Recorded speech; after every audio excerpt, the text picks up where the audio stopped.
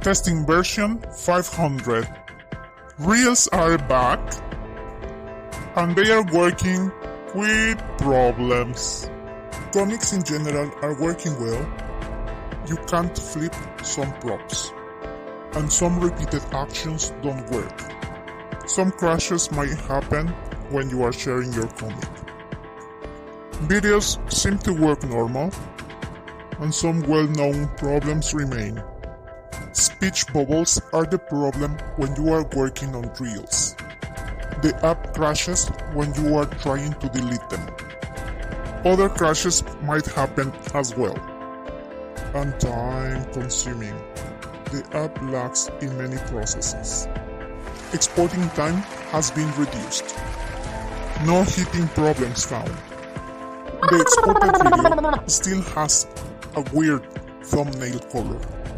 And music plays from the beginning again. However, overall, it works! Well done, developers! Thanks for watching!